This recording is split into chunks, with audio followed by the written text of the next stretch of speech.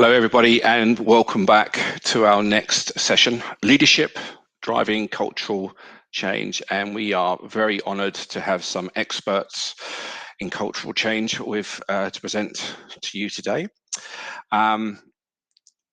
Mostly known by most of you, I would say, Professor Sidney Dekker, Professor at Griffith University in Brisbane, Australia, and Director of Safety, Science and Innovation Lab. Also, Michelle Galli is a registered nurse and midwife and the Quality Risk and Safety Coordinator for the Limestone Coast local health network in South Australia. And in this session, the focus is on the importance of strengthening a restorative, just and learning culture as a foundation for implementing the Zero Suicide Framework. Please welcome Sidney and Michelle.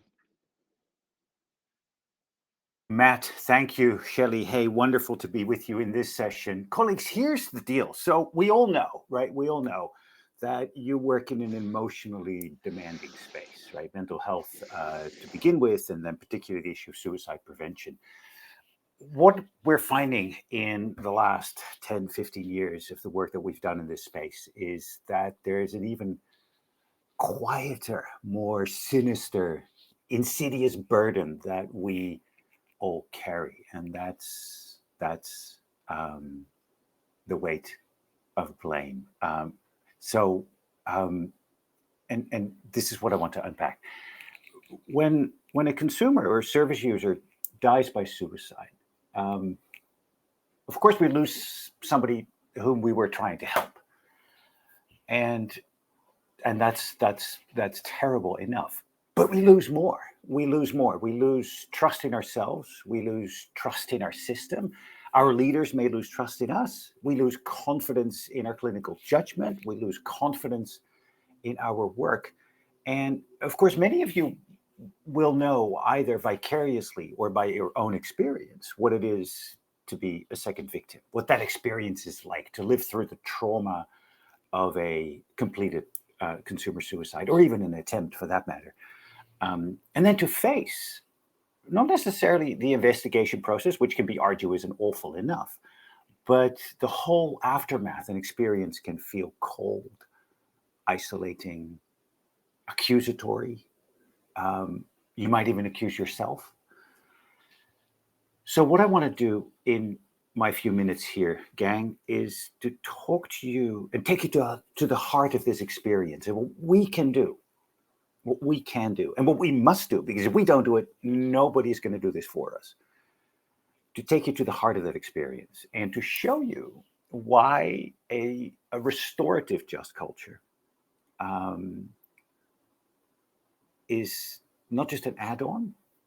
I think it's the very soil that we need to grow mental health in, where we need to grow our services and genuine suicide prevention in. So the starting position is, of course, this, right? We all know, and that's, I mean, it's trivial because it is so complex, but the world is unkind and complex, and suicide prevention is incredibly complex and intractably multifactorial.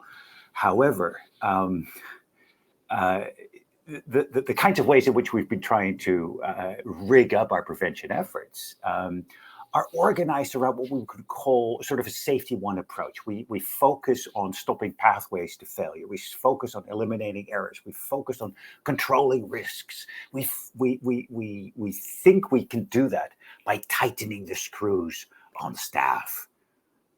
What we're finding, though, and what the research is unequivocally showing, is that this feeds a culture of fear. And it limits our ability to learn. It limits our ability to heal, and it limits our ability to genuinely improve. And so as soon as an incident like this comes to the fore, hindsight and outcome bias come rushing in. They get us to zoom in, and they get others, investigators, leaders, to zoom in on the final hours or even minutes of somebody's life, rather than understanding the bigger system that they were moving through and that we are all part of creating. The kinds of learning disabilities that this engenders in the services in which we work are not necessary. we can be better versions of ourselves. We can create a system that is a better version of itself. So restorative just culture is a fundamentally different way of approaching these moments of tragedy, of crisis. Instead of asking who broke the rules, how bad was that breach, and what do they deserve, what should the consequences be, a restorative approach asks who is impacted, what do they need, and whose obligation is it to start meeting that need? And how do we involve the community in doing that? It recognizes restorative justice and a restorative just culture recognizes that after a suicide, lots of people are affected, including you, the family, loved ones, obviously, the care team, and the clinicians around it, the broader system, the community surrounding the person who died by suicide. Restorative just culture takes the poise to invite all of these voices into a learning and healing process. Not just a legal team, not just your services risk manager, not just the HR person, not just your boss. No, it's about creating space for grief, for reflection, for accountability, for collective restoration and learning. I think I'm of the position, and I think Sue would be as well, and I know Kathy is and others on the call, that without a restorative just culture, suicide prevention efforts like the Zero Suicide Framework can easily falter. Of course, ZSF, right? Zero Suicide Framework, as you've heard, gives us lots of critical tools, right? Leadership focus, staff training, evidence-based suicide care, continuous improvement, the kinds of things that are part and parcel of what you do for a living on a daily basis. But without culture change, what we're finding, gang, is that even a zero suicide framework can risk being turned into another checklist, or worse, a source of fear, right? As in, if it didn't prevent suicide, who's going to get blamed? Because apparently this framework is no good, right? So who screwed it up? Who didn't follow which steps? Restorative just culture, not just in my opinion, no, we have empirical data on this, creates the cultural safety that zero suicide needs to thrive, to sustain, to survive. It helps us to move from asking who failed, who screwed up, what went wrong, to how can we build a system that supports healing, that supports learning for consumers, families, clinicians, the wider system. And so I've written before, and some of you may have seen this, that I believe that there is a role, a morally serious and rigorous role for forgiveness and forward-looking accountability in these sorts of systems, right? In my work, in fact, I've argued that forgiveness is a morally serious response to harm. It's not a way to excuse wrongdoing. It's a path to honest healing and learning. Because what forgiveness allows for is acknowledging the pain, the trust that has been broken. It encourages clinicians and other people in the care team to step into accountability, to tell their accounts, to engage in, if you want to call it that, rituals of confession, repentance, atonement, right? If you're so inclined. But to step into that space of accounting and accountability without fear of scapegoating and funneling down onto that last moment of the point of risk that somebody should have zigged and instead of that apparently zagged, and we blame them for that. I think forgiveness also supports restoring relationships and trust between teams, leaders, families, communities. Empirical evidence suggests very strongly that without this sort of relational repair, we risk embedding silence. We risk embedding shame in our services. We risk embedding these learning disabilities. And learning disabilities create silence, risk secrecy. And that kills, colleagues, that kills. Restorative just culture embeds forward-looking accountability. How are we going to change? What are we going to do to prevent future harm, not just to patients, but to staff? And who's going to do it? What are the actions? Who's going to do it relative to their roles? That's forward-looking accountability. How are we going to set each other up for success going forward? An account is not something we pay or settle in this type of thinking. An account is something we share. It's something we tell. It's something we learn from. It's a very different way of looking at accountability, but a much more genuine one that makes authentic contact to how stuff gets done on the front line. So what we've seen, and you will have seen this, right, is that without this sort of restorative just culture, what happens is that second victims, they will feel isolated. It leads to burnout, it leads to attrition, leads to moral injury. It leads to a system becoming reactive, risk averse. It escalates restrictive practices, right? Detentions, locked units, right? In order to invest in these pathways to prevention, and all of us, we then miss opportunities to learn from complexity because everything gets squeezed into these neat narratives of an individual failure. If only this person had zigged versus that, zacked. If only this door had been locked. If only this practice had been followed to the procedure, then this would never have happened, right? As long as we keep squeezing our account of a completed suicide or an attempt into that neat narrative where there's a single point failure at the sharp end, we'll keep screwing this up. And we're not going to make the cultural change required, no matter how good your zero suicide framework is, right? So, what can this look like in practice? And we'll get there in a few minutes when we go listen to Shelley. But so at the Gold Coast Hospital, our colleague Kathy Turner, who may be on the call, but Kath embedded restorative justice principles into suicide prevention. And they saw profound shifts in this. And some of this work has been published that you probably know about, so it's easy to look up. But families, for example, were invited into the review process, which meant that their voices were not just heard, they were invited, they were respected. Staff received peer-led support in the aftermath of any critical incident, which is a beautiful attenuation of the second victim problem, right? Conversations became measurably richer, no longer about, right, who screwed up here, who was to blame, but no, what to learn. How do we set each other up for success going forward? Again, forward-looking accountability. The healing was measurably deeper, richer, both for clinicians and for families. Now, I'm not going to pretend that it's easy, but colleagues, nothing worth doing ever is it? Nothing worth doing ever is.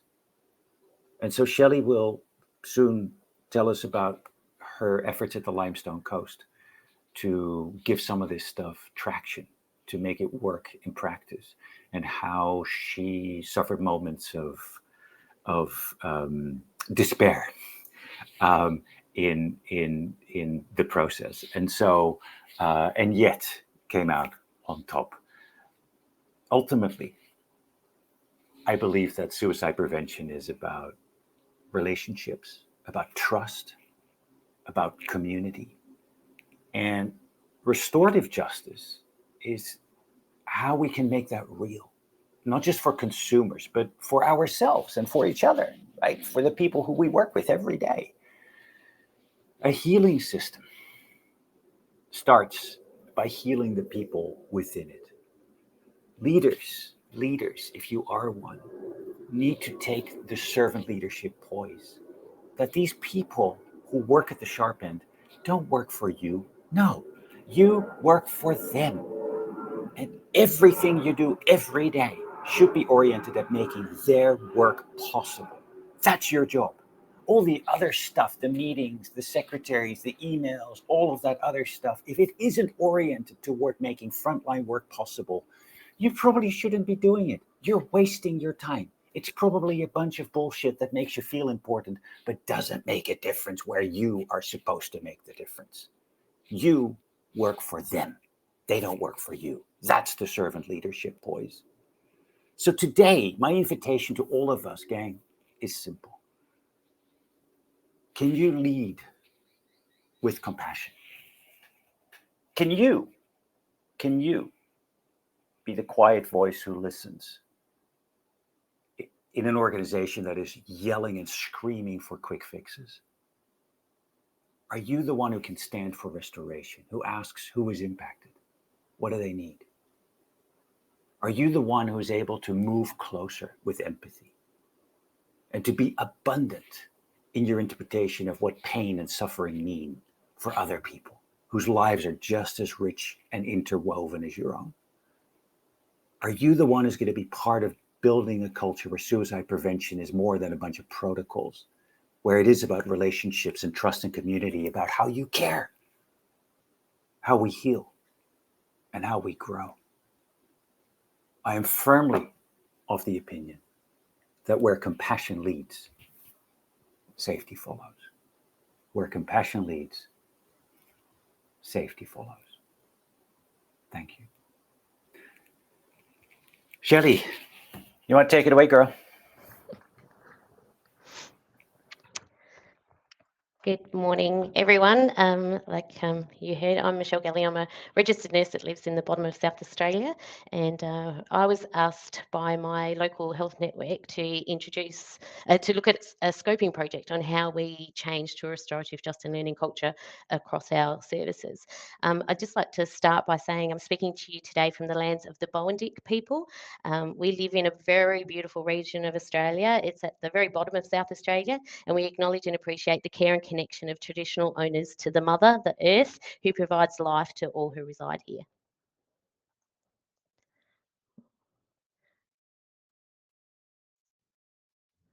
And I'm so sorry, my slide move now. There it goes. Just had a bit of delay, I think. So I went and attended a session towards Zero Suicide with Sue and Sidney, and then I had done all the modules and I read everything I possibly could on restorative justice, and attended symposiums and did all that sort of stuff. But it was really, really hard to get started. Practical, making a practical change out of the philosophies, I found that first step forward was incredibly difficult. And despite the fact that I was given funding by my leadership at 0.5, which I think is really, really important when you're going to do a cultural change, is to actually support that work with some funding, I almost felt like I had to give the funding back because I couldn't get started. One thing the Limestone Coast wanted to do slightly differently is they wanted to introduce restorative justice and learning culture to all of our services, not just our mental health services, but also include our aged services, our acute services, and our community services, and to all teams across the Limestone Coast. So I had a huge area to cover, many different service provisions, many different types of, education levels and ages and all of that sort of stuff across a very diverse group of working people. So again, I wasn't really sure where to start. So I did a bit of a search on the most serious incidents we have across the Limestone Coast. Where were our patients, being hurt, and came up with the top 3 areas over 10 years. I did the search, and they were our maternity peds area, our aged care areas, and our mental health areas. And I'd just like to say that that's got nothing to do with the service provision that those areas are given. It's just the nature of their work tends to have higher incidents, and that the main incidents over the 10 years were very low compared to everything else. So it wasn't about their services. When I looked at everything about restorative justice and read everything, it said, go talk to your staff, go talk to your staff. And I really struggled with that concept. So how do I go and talk to my staff? I'd identified I was going to focus on our mid-ped stuff and our aged care stuff and our mental health staff first. But how do I just go out there and talk to them? I didn't have a survey. I didn't have anything. So with a more optimism than hope, I hopped in a car and drove to one of our aged care facilities. It's about half an hour down the road. I thought I'll start with aged care, and just went and started chatting to staff. That's what all the literature said. And it was amazing. Staff were really interested in the concepts of restorative justice and willing to share their stories. And after I'd went out and started chatting, I was able to develop a survey tool, and that was more so that I could, really get some quantitative and qualitative data to be able to use for the project. And you can see on your screen there's some of the staff stories I collected, and some of the basic questions that I asked our staff. While I was out doing the staff stories, I also went down a slightly different path too. So it was highlighted to me that, you know, First Nations countries around the world have restorative justice as part of their intrinsic nature to their cultural principles. And I thought, you know, I have access to one of the old, well, arguably the oldest culture on earth, then I should go out and find out what I can learn from all of those thousands of years of, you know, refining these processes. I was lucky enough that our one of our local Aboriginal elders, Uncle Ken Jones, was willing to work with me and share his wisdom and his stories. And it was an amazing process. I was able to go and sit on a beach with Uncle Ken. I had no technology. I just sat there. He told his stories. I wrote down. I just on a. He did have some background in restorative justice because he had worked in the prison with some troubled Aboriginal youth, and they used restorative justice there as well. So he sort of understood where I was going with it, but he didn't understand the health world. Yeah, so I was able to sit there. He would tell me these amazing stories. I would write them all down. I'd go back, pick out what I thought I could use in a practical manner, go back, check with him, make sure I had it right, make sure I was on the right track. And he was, you know, he genuinely shared a huge wealth of knowledge, and I'm always grateful for that. So from the work that Uncle Ken and I did, we actually developed a framework, a tree framework. You may or may not know that Aboriginal culture is not a written language, it's a language of song, dance and art. So we wanted to actually symbolise that the language of the Aboriginal people is not written down, it is in their storytelling, and that is how our tree came about. And I use this as the guiding document for the rest of the project. So I was able to combine the staff feedback and the staff stories with the Aboriginal framework, and I came up with 8 recommendations from the scoping project. And very luckily, our leadership endorsed all 8. I would say that the staff stories, presenting them to the leadership teams, was really an in. So if anyone's starting this process, just collecting those stories. I mean, every LHN has stories where people have been hurt, where things haven't been done as well, was really the way to get everyone on board. They could see honestly that there was an issue there and that we needed to do something about it.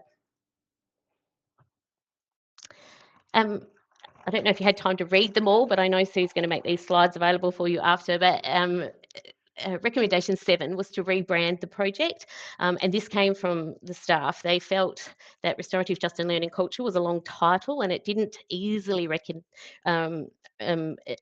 them understand what we were trying to achieve, and particularly I think our services, you know, our cleaning, catering services, admin services have never heard of Towards Zero Suicide, never heard of restorative justice, so they just found it really hard to click with that, so they asked me to rebrand it. So that is what we did. So we rebranded it to the Listen Project, and we listened to Care, Learn and Heal.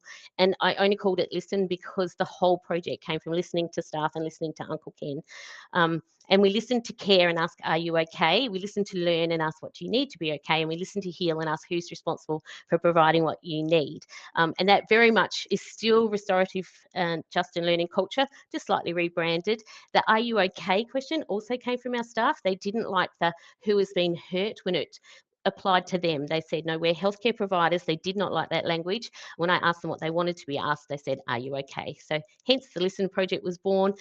I don't know if you're interested, but the little symbols you can see, the wonky circles, indicate that, you know, once we start this process and we have what we call a listen huddle, when you get into that, oh, sorry, on the wrong track, that life is messy. It is not perfect. So our circles are not perfectly round, and that our little flower tree thing there, that's part that it symbolises parts of the Aboriginal framework that have been included in the project. So when I've been out chatting to staff, I sort of started just getting out there, explaining what restorative justice was and what we were trying to achieve and how it was going to go, and that this would be our new incident management, because of course it's all about, you know, post incidents, how do we help staff, how do we help our consumers and stuff like that. And although everyone was really receptive and I had really good, like every session I did, people said, oh, this is great, we need this, you know, we really want this.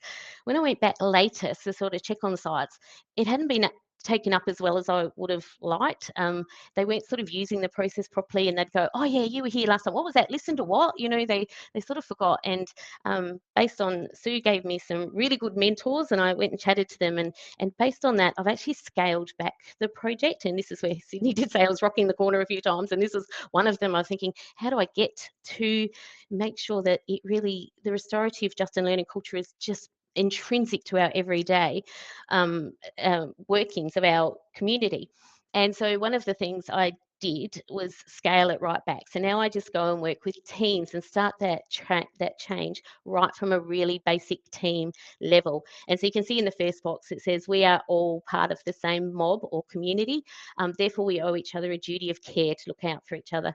And that comes from the Aboriginal framework part of things, so that in Aboriginal society, they have healing circles. And once you get into a healing circle, everyone is invited to healing circles. So men, women, children, you can all come. Once you get into the healing circle, everyone has an equal voice and an equal say in the changes. And I really liked that. So we call ours listen huddles. So once, if we're doing an incident management, we call it a listen huddle. And once you get into the listen huddle, it doesn't matter whether you work in admin, whether you're clinical, whether you've worked for us for 20 years, whether you're, you know, started last week. Once we get into that circle, everyone has a right to say that they're not okay and what do they need. So really starting to work with the teams to make that our norm. When I went out and interviewed people, 60% of our staff said they were working with a work-induced stress or trauma that could affect performance, and none of them had told their managers. And when I asked why, they just said, no, this is the job, we suck it up, we get on with it. And we have this really suck it up culture. So we need to break that down, I think, before we can step forward by saying, no, we don't have to suck it up. We actually can say, I'm not okay, what do you need? You can see the second box is, you know, everyone comes to work to do a good job, and everyone is an expert in the role that they do.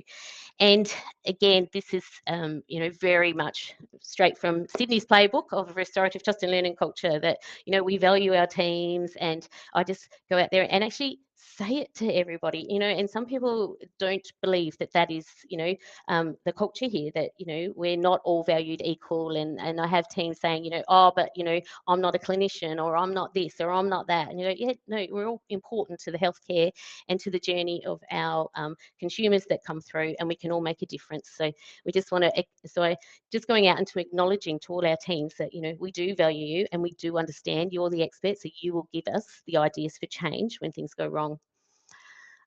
Making that checking in and asking, are you okay, to team members is part of our normal team function. So if you see someone who's, you know, having a bad day, just go up and say, you know, are you okay? What do you need? That should be the way we look after each other. I do say to them, when you're at work, some of your work colleagues become family. I understand that. I've been listening for a very long time, and some of my, you know, extended family are definitely my work colleagues, but not everybody. And so I try and make that point too, that it doesn't matter if they're not your best friend or they're a personality that you just don't click with. When they're part of our community, our Limestone Coast community, or part of our mob, then we owe them that duty of care. So therefore, we take care of all members, regardless of how close you are to them.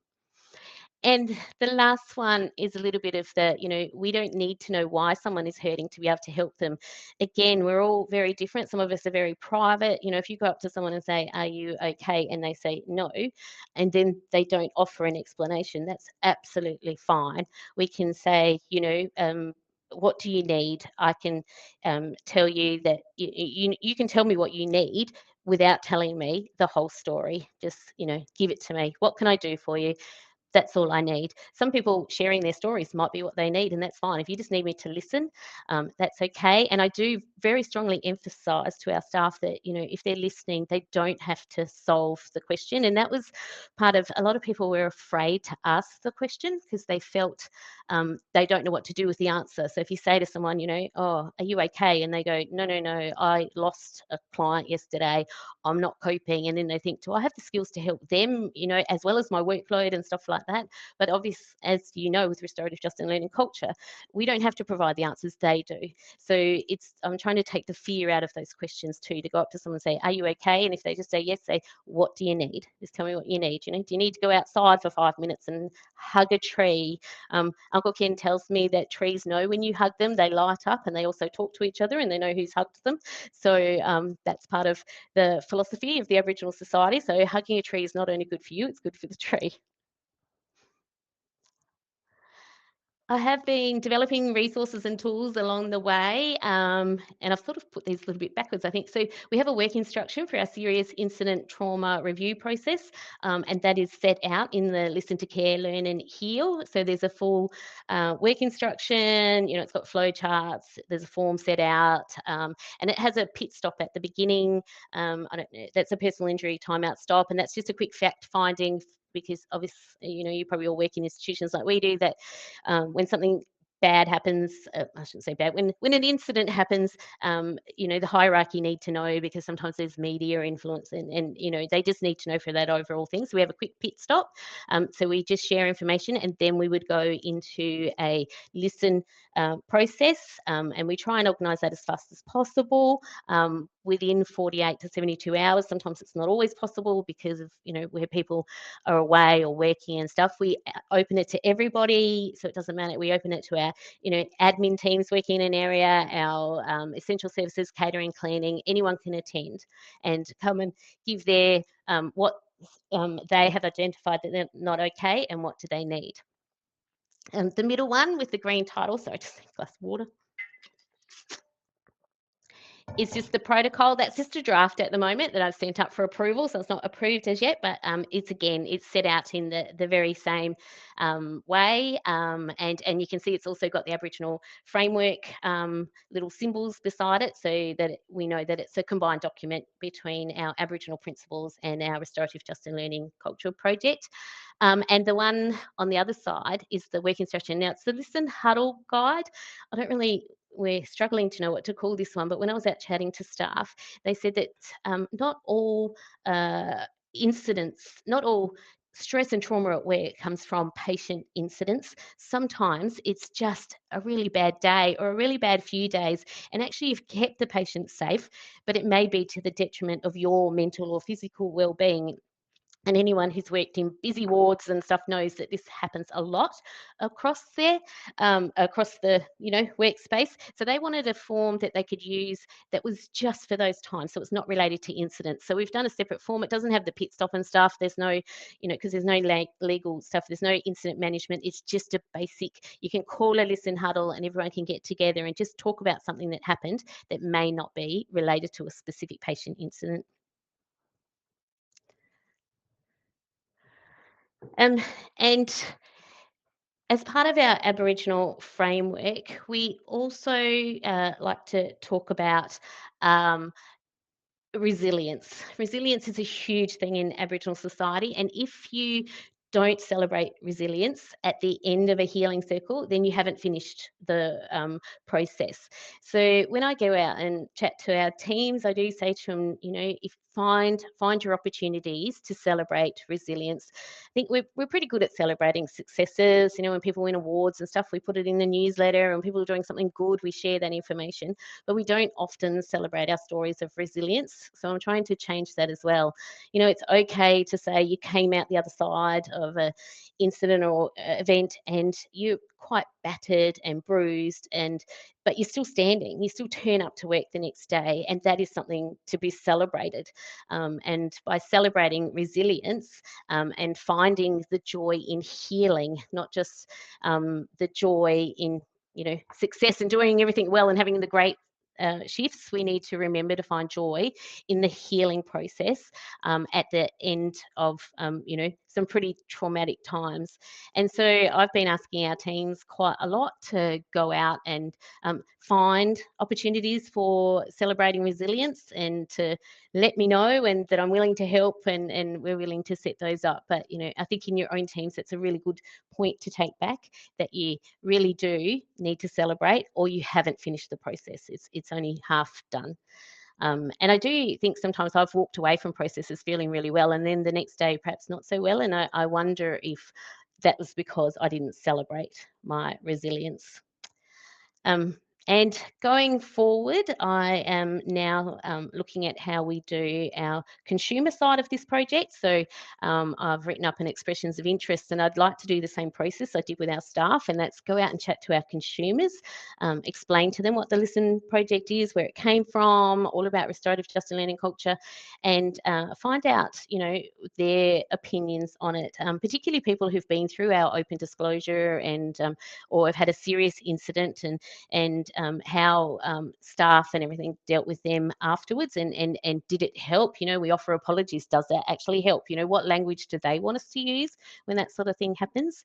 So I am, about to embark on that, and I'm hoping our staff were amazing. They shared their stories bravely and allowed me to use them, which, some of these are quite personal.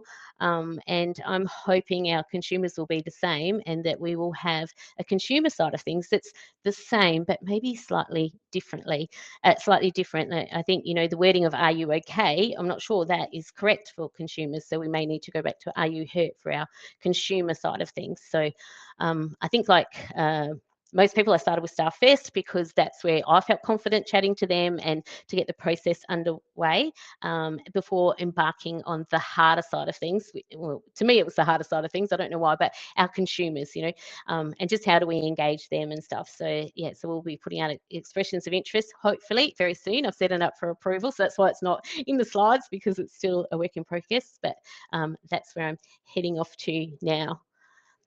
And just for anyone starting out, I know that first step for me was really hard, how to start. I think it took me about 2 weeks to even think like I needed to cull my sample size. It was just like, how do I do this? And even despite the fact I thought I got out there, and I chatted to nurses, doctors, admin, cleaning staff, anyone who would listen to me. And one of the ways I did that was actually go out and do their work with them. You can't get a group together all the time, so I would go and clean a bathroom with one of our cleaners, and then say, oh, now, have you got 5 minutes? I just want to chat to you about this. And something, I'll go and deliver meals with the kitchen staff and say, oh, we got that done pretty quick. Can you come and chat to me?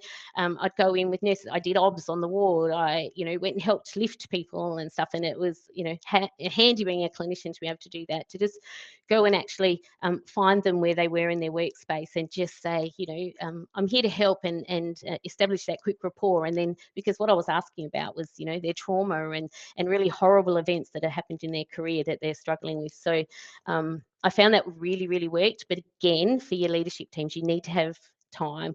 I was funded 0.5 FTE for the first 6 months to go out and do the scoping project, and then they've extended my project for another 12 months for the implementation project, again at 0.5. So they gave me time. They gave me time to go and sit on the beach with Uncle Ken. They gave me time to sit and think, how in the world am I going to do this? And I think a lot of other places have tried to do it around their actual workloads, and that's really tough when you're trying to do 2 things at once. So they're probably my hints. Go and chat to your staff, and look, honestly, I still miss bits. I was presenting, like doing our implementation plan at a hospital the other day, and there was a coder in the room, and she said to me that the coders often have delayed trauma to events, because the coders read the notes about 6 to 8 weeks after something's happened, and usually the debrief and that process has already occurred with the staff, and they read it. And because a lot of our sites are in really small rural towns, they may know the person. It may be the neighbour down the road's son who went to school with their kids, and then they're reading that he took drastic actions and is no longer with us, and then they have to read that, and then they can't go and talk to anybody about it. And because there's only one coder in the town, they're quite isolated, and it was a whole area of trauma I never even realized was there. So I'm trying to work with that team and how they can change that and start looking after each other. And one girl said she often goes home and can't sleep after coding some difficult notes. So, and that's really not what we want from our staff. We want them to be able to come to work and to be able to do their jobs really, really well. And I know for restorative justice, that's the ultimate aim, is that staff are empowered to do their jobs well. And as we all know, the better, the more our staff have mental well-being and physical well-being, the quality of patient care just improves because staff have the resources to be able to do that. So, yeah. And I think, I'm so sorry, I think I finished early, but if anyone has any questions or anything for me. Fantastic presentations, guys. Thank you, Sidney. Thank you, Michelle. We do have some questions, and I'll give you a little break so you can have some water. And there's one question first up for Sidney. Sidney, from your work internationally, what evidence is there that restorative just culture has any effect, particularly in health systems? Thank you, Matt, and thank you for that question, gang. Happy to point you to some of the research that has been published, but generally, an interesting effect that it has is that it unsettles some leaders because they fear a loss of control, they fear a loss of accountability, and where it has that effect on leaders, clearly we're doing something that has impact. And that is even happening today in some of the systems that we've worked with. And so so that's one effect, not the one that we're necessarily pursuing, but it's sort of a side effect, which shows the impact that it has. Generally, though, the results, and I'm not going to step through them in a sort of a tabular way because that's why you read a research article. But generally, what it shows, Matt, and again, who asked the question, a greater openness and willingness to come forward with issues, a relief of downward pressure on people's honesty and openness about things that are obstacles in the way of providing excellent care. We have also been able to document a greater satisfaction scores, for example, for those in the periphery of, well, periphery, but family members, so people involved with the event, but not part of the clinical care team, and a very measurable, in fact, in an HR sense, measurable effect in Mercy Care was a 1 percentage point drop in absenteeism in nurses. So first of all, attrition was stemmed. So people don't leave because they like working there, which is a good thing. But then a full percentage point in drop in absenteeism in the nursing core of that service. And they had quite a few nurses. And so 1 percentage point means lots of extra hands at the bed. We know from the literature, broadly speaking, that more nurses means greater patient safety. So those are among some of the measurable effects, Matt. But I'm happy to make available to the organizers some of the papers that have published these things for wider distribution. I think that would be great. Yeah. Thank you, Sidney. That's excellent. Okay, Michelle, you've got a couple of questions as well. First up, who did you speak to when you were seeking staff experiences, healthcare staff or wider exploration? I think you kind of covered a bit of that. I did, yeah. So I spoke to whoever would stop to talk to me. So physios, OTs, doctors are a little bit harder to catch, but I caught a few. And then, yeah, lots of nurses, because I'm a nurse, that's where I felt comfortable. But also, yeah, carers, caterers, home support workers. It's quite interesting when I went out and spoke to some of those groups that they would say, oh, no one ever asks us. Why are you talking to us? And I went, well, you have a really brave job. And it was one of the home support workers. She said, no, I just go and clean someone's house. And I went, yeah, you walk into a stranger's home and have to develop a rapport and work with them. So it was really good to be able to give them that validation, but also to know that that's how they felt, that, no one talks to us and it's not about us. And I went, yeah, it is. You're part of the team. If you've been going into someone's home for a long time and then they, something happened, then you may be affected as well. So that was really good. So yeah, anyone who would stop to talk to me. So I'd go and try and stay on sites. We have a few sites that are a couple of hours away, so I'd stay overnight and try and go in for a few days and just catch who whomever wanted to talk to me.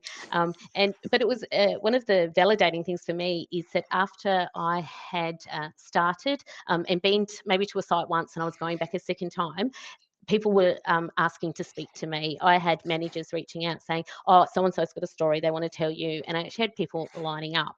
And that was how I got actually a couple of the doctors, because I spoke to one doctor and all of a sudden I had two doctors contact me and say, can we chat? We've got a story. So I knew I was on the right track then, because the staff were engaged and they wanted to tell me their stories and they wanted them to be used for change, and that they felt that, this was a change that they could get behind, and therefore they were willing to be open and honest, which was really good. Oh, that's brilliant. Well, on the same vein, we have another question here that says, do you think that working with the teams and the people on the ground was the way to go? And they ask a question, so what about leadership? Definitely. I was probably quite lucky in that our CEO attended Restorative Justice and Learning Culture, and she was the one who said, no, we're doing this everywhere. This is not just a mental health thing. So I did have the full support of leadership. And then along the way, I would do presentations. I absolutely think you have to start with the staff. That's where the answers come from. And like they said, we're leaders. We need to empower them to be able to do their jobs. And if I don't fully understand what they need, how can I do that? But every time, about 3 monthly intervals, I was actually reporting to our leadership and to our board about what I'd found and where I was up to, and that was really good because they came along with the journey, and it was important to keep them updated, absolutely. But the most important thing was getting the staff engaged and them knowing that all the changes came from them. Brilliant. So it's really essential that you get that top-down investment in this as well. Absolutely. Yeah. Yes. And having that support, being giving funding, being giving time, that all comes from leadership. And without that, there's no way you could do it. I was pretty lucky. Not many people get to go and sit on the beach with an Aboriginal elder and just write out his stories. But they were happy. And also they let me have free reign, which was nice. The way I did it, how I did it, was totally 100% up to me. In the beginning, we were going to set up a committee, but it was really hard to get other people with time and then engaged. So they said, just go for it. And there's good and bad points about that. I think a committee would have been great sometimes when I was banging my head against a brick wall and had no idea what I was doing. But on the other side of things, I could just schedule my own time and go out and do it the way I wanted to.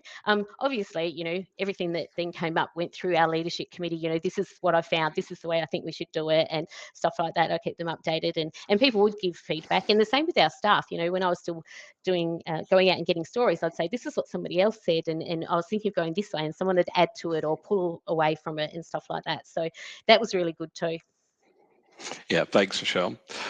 Got another question for Sidney. Now, I'm not sure whether you'll be able to address this, Sidney, because I know Kathy's done some work with this as well. The question is this: how does this work align with coronial investigations and processes? And can we work alongside these legal frameworks that may seem to oppose the framework of restorative just culture? Thank you, Matt, and thank you, Jeswin, I think, asked the question. It's a vital question. We often, you're right, Matt, and you're right, Jeswin. We find ourselves in these seemingly two different worlds in the aftermath of a completed suicide, right? There's the world of formal legal process, like coronial investigations, but they're not just coronial investigations. We've struggled with this even in the tabloid press. Or sometimes even the more serious press that has particularly safety one or old view ideas of how to narrativize the death. And then the world of restorative just culture, which, as we talked about, right, prioritizes healing, learning, trust, community. So what we've learned, and I think it's really important to recognize this, they're not mutually exclusive, right? Investigations done by the coroner serve a public and legal function, and it focuses what cause of death, but also systemic factors, as well as preventing recurrence. And so we piggyback off of each other right there, right? Because those are common goals. There's definitely common ground there. I think that aligns well with the learning principles of a restorative just culture. But I think Matt, the tension arises when either the coroner or people within the clinical space see this as a purely punitive or adversarial process. that can chill, and put a damper and downward pressure on people's willingness to contribute and to invest in learning and healing. Now, so three things. One is simply surrender to the notion that there are parallel pathways in the wake of a death by suicide. Allow this legal process or even the media process to do what it thinks it needs to do, while offering restorative opportunities for your own people, to the families and to the communities that are affected. There are no laws telling you not to do that, right? There are no laws against kindness, against goodness, against forbearance, right? And so there are no laws against such things. So embrace the fact and surrender to the notion that there are parallel pathways. But then, even as you're doing that, you can advocate for a psychologically safe environment, right? Within an organization, within your own organization, because that's what you need in order for learning to happen. And finally, engage with the coroner. We've done this. I've given presentations at coroners' conferences and met with wild enthusiasm for the reasonability, but also the learning potential of this approach. So those would be my three tips, Matt, and conscious of time, sorry. No, great. That's fantastic. Look, I just want to say that there are quite a few questions coming through. We are running out of time, but just to summarize them, a lot of things people were saying, wow, this is amazing. This is so refreshing. This is very inspiring. So thank you both for sharing your expertise with the group, and we look forward to some more information as things go on. And just to confirm, Sidney, you're going to leave some information in the resources about some research articles, and Michelle, are you able to share some of the information that you've provided today with yes, I any think interesting Sue's going to parties? make all the slides there, because I know there was a lot of information. I just wanted to add very quickly to Sidney's point. Please do. It became really clear in my head one day. So we've been running RCAs alongside of Listen investigations, just to see how it went. And somebody actually said to me one day, but isn't the Listen project just an RCA in a kinder way? And that was like a light bulb for me, because I thought, yeah, you're right. But that's one way with the coroner too, because we can show that these processes align, and every time there's come up with the same outcomes. So, but it's just a kinder way to do it. Yeah, thank you. Again, thank you both. Brilliant presentations as expected. We are now going to take another short break, and we are going to be back at 11:45. Please click back to timeline, which is in the top left of your screen. And the next session starts at 11:45. We'll see you then. Thank you. Bye.